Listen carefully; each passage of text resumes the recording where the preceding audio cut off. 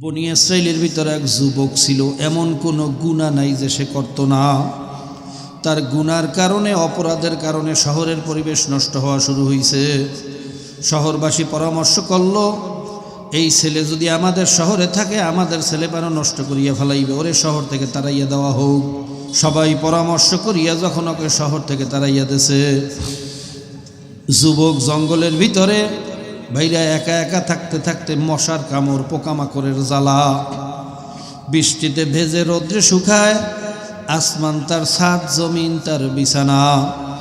এই অবস্থায় থাকতে থাকতে একসময় অসুস্থ হইয়া মৌয়াতের ভয় ভিতরে আসছে। যুবক ডাইনে তাকায়, বামে তাকায়, চতুর্দিকে তালাশ করে, দেখে না কোথাও কোনো সাহায্য পাওয়ার আশা নাই, শুধু জঙ্গল আর জঙ্গল, মরুভূমি আর মরুভূমি। সব দিক থেকে নৈরাশ হইয়া আসমানের দিকে, আমার মাওলার দিকে তাকাইছে। জোরে কান সুবহানাল্লাহ। আমার মাওলার দিকে তাকাইয়া যুবক দুই ফোঁটা চোখের পানি ছাড়িয়া দিয়েছে।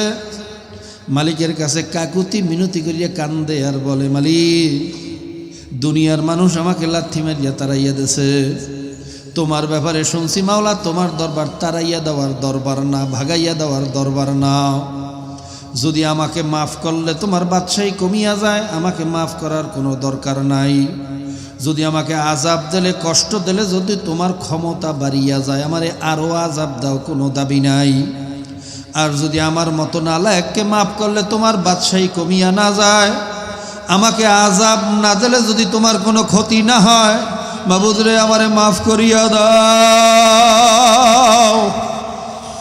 ভুল করছি, অন্যায় করছি, আর কোনোদিন করব না, তুমি আমাকে মাফ করিয়া দাও। ভাইরা, যুবক তওবার মতো তওবা করিয়া ফেলাইছে। ঘটনার ভিতরে আসছে, যখন ওই যুবক এক সময় দুনিয়া থেকে বিদায় হইয়া গেছে, আল্লাহ পাক রব্বুল আলামিন মূসা আলাইহিস সালামকে বলতেছেন, হে নবী মূসা, তাড়াতাড়ি জঙ্গলে যাও, আমার এক দোস্ত মারা গেছে, তার জানাজা পড়া লাগবে, এবং শহরের ভিতরে এলান করিয়া দাও, এই জানাজায় যে শরীক হইবে তারেও মাফ করিয়া দেব। আমার মাওলা যে কত দয়ার মাওলা।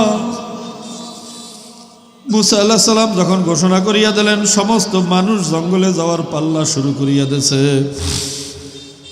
সামনের দিকে যাইতে যাইতে যখন যাইয়া দেখে, তো সেই যুবক যাকে আমরা শহর থেকে তাড়াইয়া দিছিলাম, ভাগাইয়া দিছিলাম। শহরবাসী প্রশ্ন করলো, নবী মূসা, আপনি কি বললেন আর আমরা কি দেখতেছি?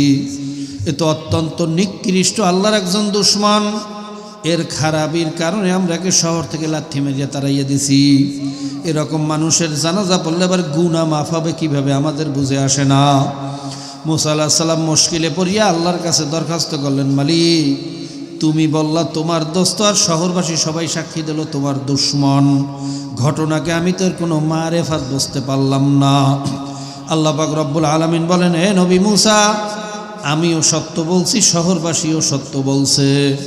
ও আমার দুশমন ছিল, ঘটনা সত্য, কিন্তু যখন মুসিবতগ্রস্ত হইয়া ফায়ারায়ুমনাহু ফালাম ইয়ারাহু করিবাহু ওয়ালা বাইদা, ওর ডাইন দিকে সাহায্য তলাশ করে, দেখে না আমি মাওলা ছাড়া কোনো সাহায্য পাওয়ার আশা নাই। ফায়ারায়ুসরাহু ফামা রাহু করিবাহু ওয়ালা বাইদা, ও বাম দিকে সাহায্য তলাশ করে, দেখে আমি মাওলা ছাড়া কোনো ধারে কাছে সাহায্য পাওয়ার আশা নাই।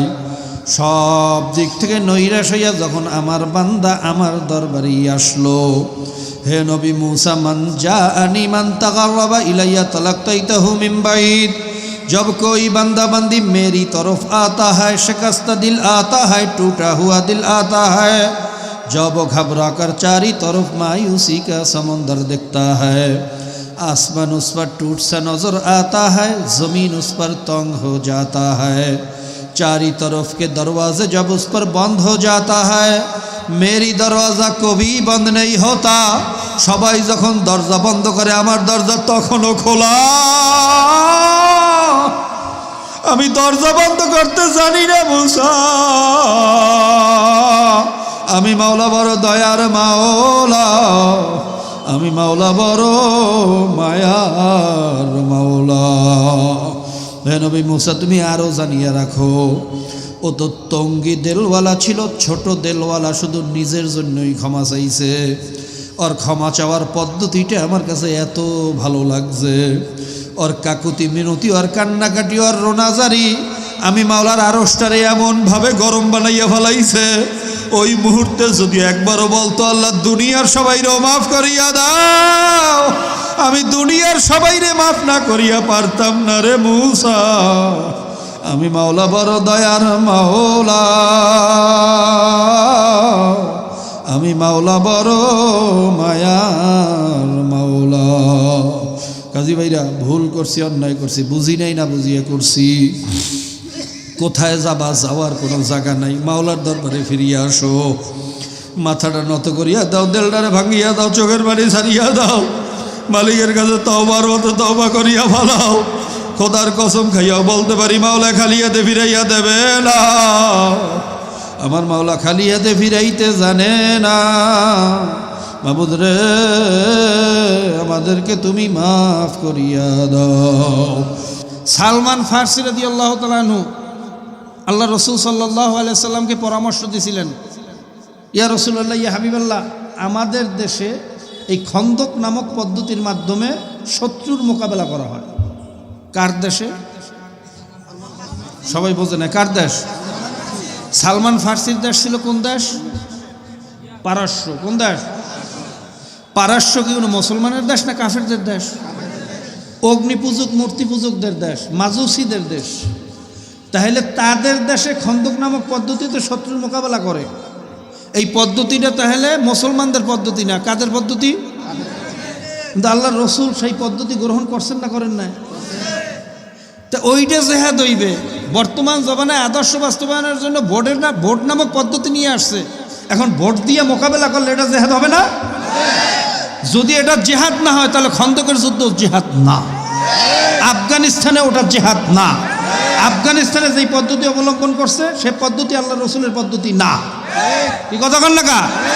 আল্লাহর রসুল কি প্লেনে চড়িয়ে মোকাবেলা করছেন? আল্লাহ রসুল কি ক্লাশিনকভ নেছেন? আল্লাহ রসুল কি AK-47 নেছেন? কতক্ষণ? তা আফগানিস্তানে তো মোজাহিদরা সেইটা নেছেন, তো এটাও জেহাদ না।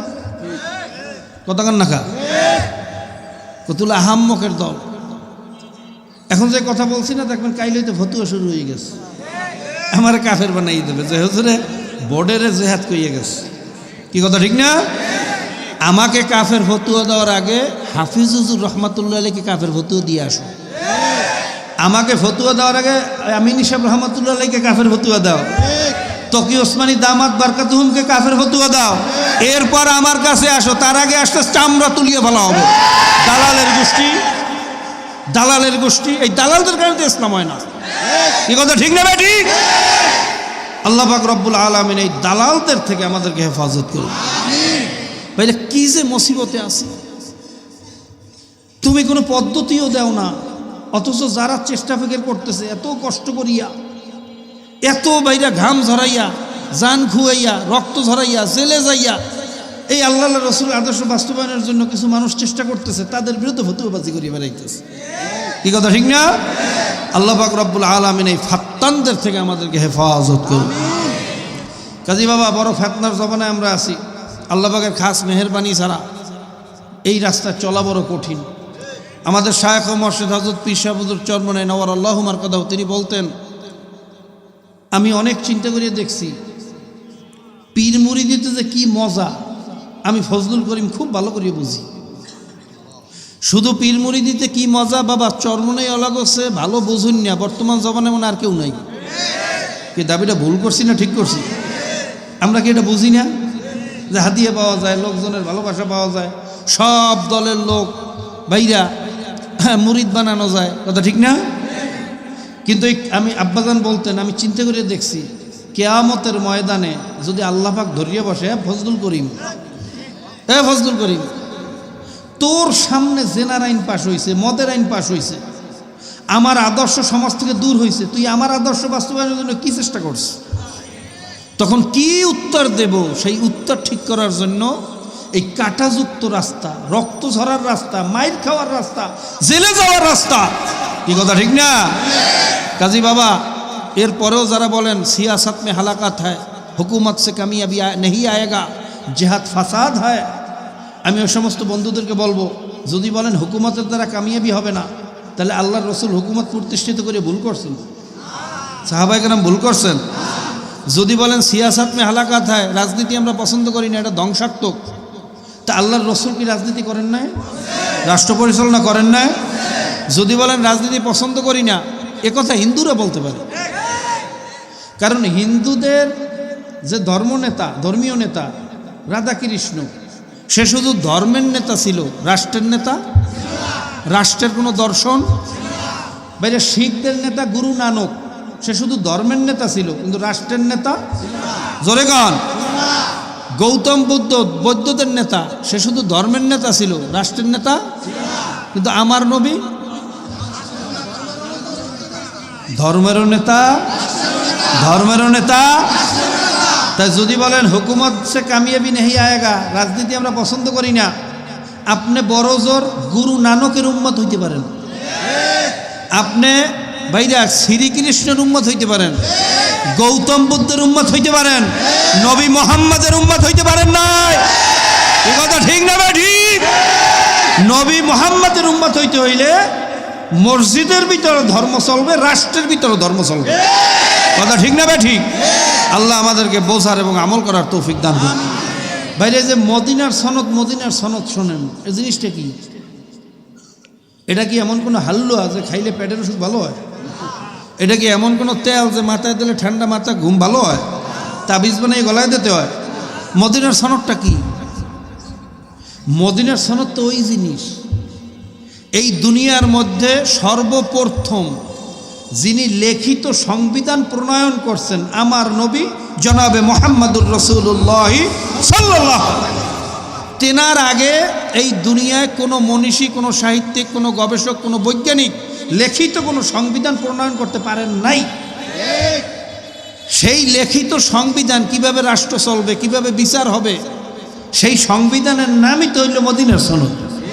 আর কপালপুরা কিছু বাইরে নামধারী আলেমের গোষ্ঠী, কপালপুরা কিছু নামধারী পীরের গোষ্ঠী, এরা কয় আমরা রাজনীতি পছন্দ করি না। তা তুমি কি পেট নীতি পছন্দ করো? পেট নীতি পছন্দ করো? আল্লাহ পাক রব্বুল আলামিন আমাদেরকে খাঁটি মোমেন হওয়ার তৌফিক দান করুন।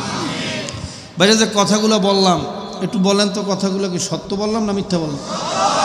কোরআন হাদিসের পক্ষে গেছে না বিরুদ্ধে গেছে? এরপরও একদল মানুষ দেখবেন গাড়ি দিয়ে খালি ঠেলে।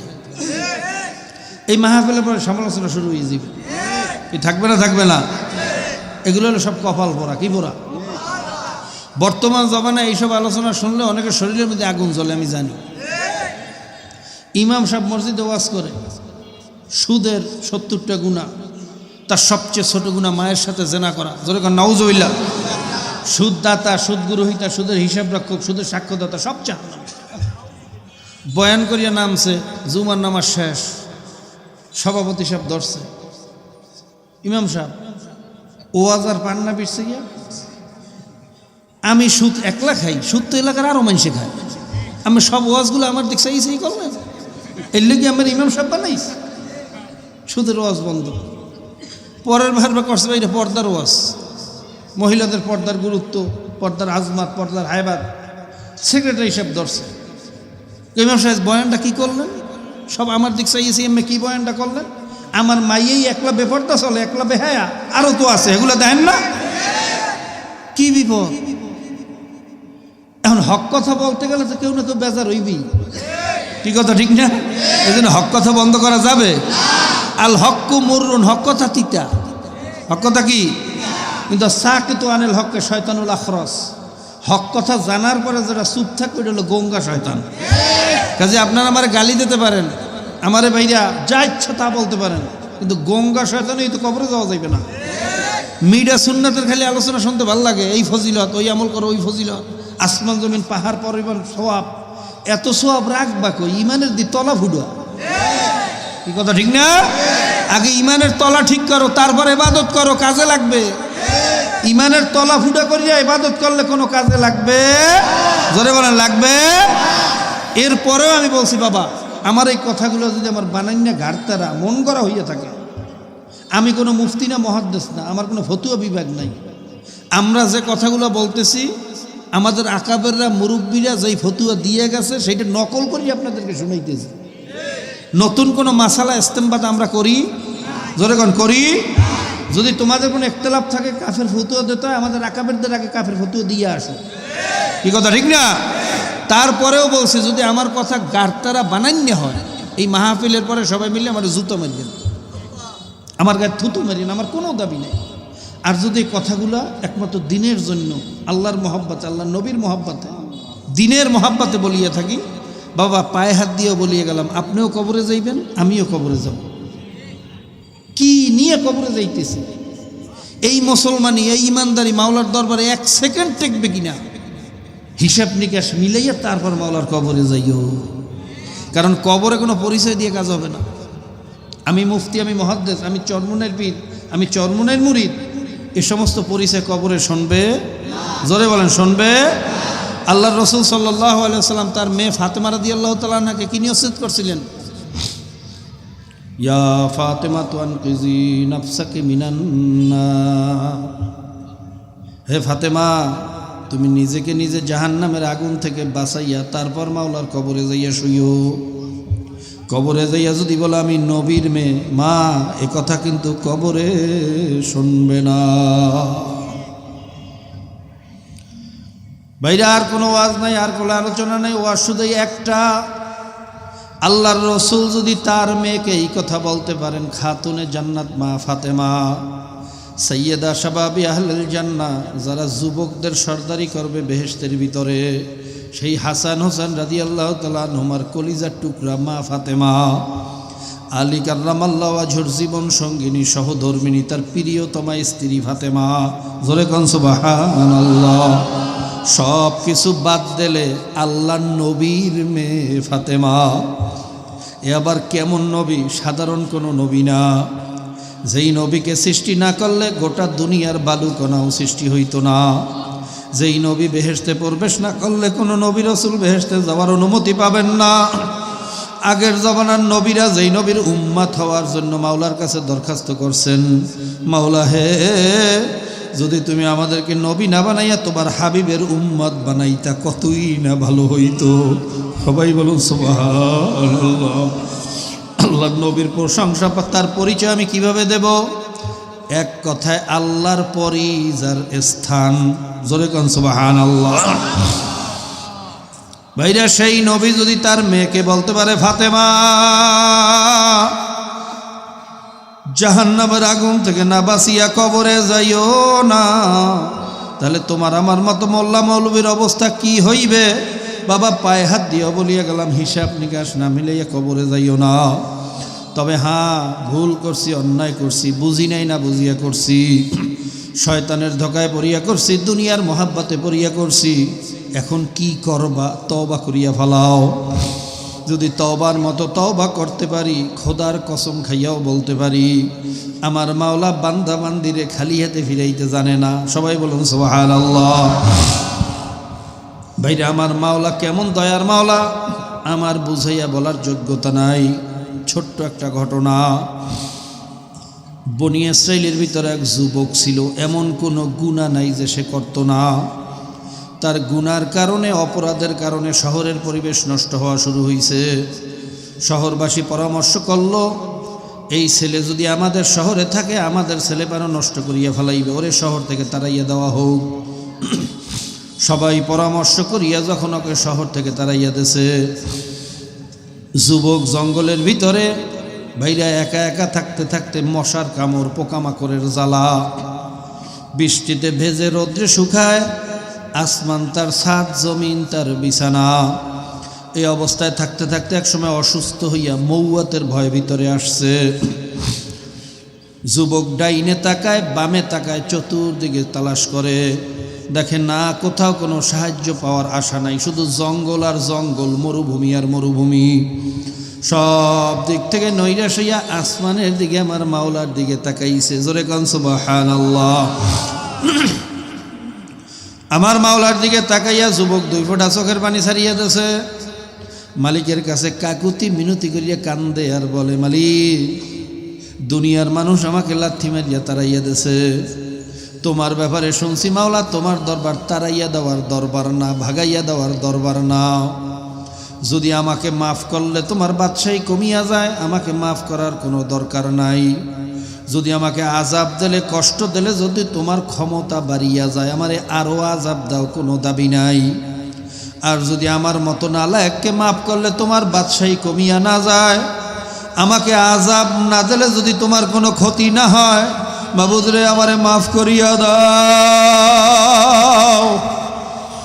ভুল করছি, অন্যায় করছি, আর কোনোদিন করব না। তুমি আমাকে মাফ করিয়া দাও। ভাইরা, যুবক তওবার মতো তওবা করিয়া ফেলাইছে। ঘটনার ভিতরে আসছে, যখন ওই যুবক এক সময় দুনিয়া থেকে বিদায় হইয়া গেছে, আল্লাহ পাক রব্বুল আলামিন মূসা আলাইহিস সালামকে বলতেছেন, এ নবী মূসা, তাড়াতাড়ি জঙ্গলে যাও, আমার এক দোস্ত মারা গেছে, তার জানাজা পড়া লাগবে, এবং শহরের ভিতরে এলান করিয়া দাও, এই জানাজায় যে শরীক হইবে তারেও মাফ করিয়া দেব। আমার মাওলা যে কত দয়ার মাওলা। মূসা আলাইহিস সালাম যখন ঘোষণা করিয়া দিলেন, সমস্ত মানুষ জঙ্গলে যাওয়ার পাল্লা শুরু করিয়া দিয়েছে। সামনের দিকে যাইতে যাইতে যখন যাইয়া দেখে তো সেই যুবক যাকে আমরা শহর থেকে তাড়াইয়া দিছিলাম, ভাগাইয়া দিছিলাম। শহরবাসী প্রশ্ন করল, নবী মূসা, আপনি কি বললেন আর আমরা কি দেখতেছি? এ তো অত্যন্ত নিকৃষ্ট আল্লাহর একজন দুশমন, এর খারাপির কারণে আমরাকে শহর থেকে লাথি মেরিয়া তাড়াইয়া দিছি। এরকম মানুষের জানাজা পড়লে আবার গুনাহ মাফ হবে কিভাবে, আমাদের বুঝে আসে না। মূসা আলাইহিস সালাম মুশকিলে পড়িয়া আল্লাহর কাছে দরখাস্ত করলেন, মালিক, তুমি বললা তোমার দোস্ত, আর শহরবাসী সবাই সাক্ষী দিল তোমার দুশমন। ঘটনাকে আমি তোর কোনো মারেফাত বুঝতে পারলাম না। আল্লাহ পাক রব্বুল আলামিন বলেন, হে নবী মূসা, আমিও সত্য বলছি, শহরবাসীও সত্য বলছে। ও আমার দুশমন ছিল, ঘটনা সত্য, কিন্তু যখন মুসিবতগ্রস্ত হইয়া ফায়ারা ইউমনাহু ফালাম ইয়ারাহু করিবা ওয়ালা বাইদা, ওর ডাইন দিকে সাহায্য তলাশ করে দেখে না, আমি মাওলা ছাড়া কোনো সাহায্য পাওয়ার আশা নাই। ফায়ারা ইউসরাহু ফামা রাহু করিবা ওয়ালা বাইদা, ও বাম দিকে সাহায্য তলাশ করে দেখে আমি মাওলা ছাড়া কোনো ধারে কাছে সাহায্য পাওয়ার আশা নাই। সব দিক থেকে নৈরাশ হইয়া যখন আমার বান্দা আমার দরবারে আসলো, হে নবী মূসা, মান জাআনি মান তাকাররাবা ইলাইয়া তালাক্তাইতাহু মিন বাইদ, जब कोई बंदा बंदी मेरी तरफ आता है, शिकस्ता दिल आता है, टूटा हुआ दिल आता है, जब वो घबरा कर चारी तरफ मायूसी का समंदर दिखता है, आसमान उस पर टूट सा नजर आता है, जमीन उस पर तंग हो जाता है, चारी तरफ के दरवाजे जब उस पर बंद हो जाता है, मेरी दरवाजा कभी बंद नहीं होता, সবাই যখন দরজা বন্ধ করে আমার দরজা তখনও খোলা। আমি দরজা বন্ধ করতে জানি না মূসা, আমি মাওলা বড় দয়ার মাওলা, আমি মাওলা বড় মায়ার মাওলা। হে নবী মূসা, তুমি আরো জানিয়ে রাখো, ও তো তঙ্গি দেলওয়ালা ছিল, ছোট দেলওয়ালা, শুধু নিজের জন্যই ক্ষমা চাইছে। ওর ক্ষমা চাওয়ার পদ্ধতিটা আমার কাছে এত ভালো লাগছে, ওর কাকুতি মিনতি, ওর কান্নাকাটি, ওর রোনাজারি আমি মাওলার আরশটারে এমনভাবে গরম বানাইয়া ফেলাইছে। ওই মুহূর্তে যদি একবারও বলতো, আল্লাহ দুনিয়ার সবাইরে মাফ করিয়া দাও, আমি দুনিয়ার সবাইরে মাফ না করিয়া পারতাম না রে মূসা। আমি মাওলা বড় দয়ার মাওলা, আমি মাওলা বড় মায়ার মাওলা। কাজী ভাইরা, ভুল করছি, অন্যায় করছি, বুঝি নাই না বুঝিয়ে করছি। কোথায় যাবা, যাওয়ার কোনো জায়গা নাই, মাওলার দরবারে ফিরিয়া আসো। মাথাটা নত করিয়া দাও, দেলটারে ভাঙিয়া দাও, চোখের বাড়ি ছাড়িয়া দাও, মালিকের কাছে তওবার মতো তওবা করিয়া ফেলাও। খোদার কসম খাইয়াও বলতে পারি, মাওলা খালি হাতে ফিরাইয়া দেবে না। আমার মাওলা খালি হাতে ফিরাইতে জানে না। মাবুদ রে, আমাদেরকে তুমি মাফ করিয়া দাও। কাজী ভাইরা একটু খাস করিয়া তওবা করেন, আমার জন্য দোয়া করেন, আমিও দোয়া করি, মাওলা যেন তার গোলাম হওয়ার তৌফিক দিয়া দেয়। প্রত্যেকের জন্য একটু দিল খুলিয়া দোয়া করেন, কারণ এরকম মজলিস আর কোনোদিন পাবো কিনা জানি না। এত হক্কানি ওলামায়ে কেরাম, এত সাদা দাড়িওয়ালা, এত বেগুনা তলেবে এলেম, এত কোরআনের হাফেজ, জানি না কার উসিলায় মাওলা আমাদের সবাইকে কবুল করিয়া ফেলায়। পর্দার আড়ালে কত মাওলার প্রিয় বান্দিরা আছে আমি জানি না। এই জন্য প্রত্যেকের জন্য দিল খুলিয়া দোয়া করেন, আল্লাহুম্মা আমিন। মাবুদ রে, একটু ময়দানের দিকে চাইয়া দেখো, এত রাত্র পর্যন্ত তোমার বান্দারা এখানে কি করতে আছে?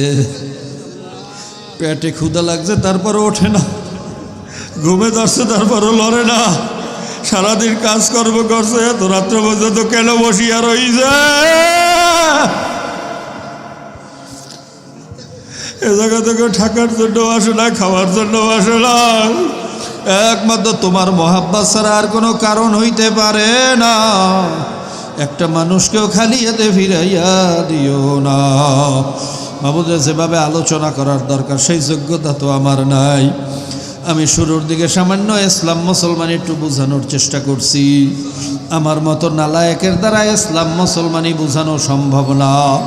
আমি শেষের দিকে একটু তোমার বড়াইয়াত, তোমার মাফিয়াত, তোমার দয়া, তোমার মায়া, তোমার আজমাত, তোমার হায়বাত কিছুটা বোঝানোর চেষ্টা করছি।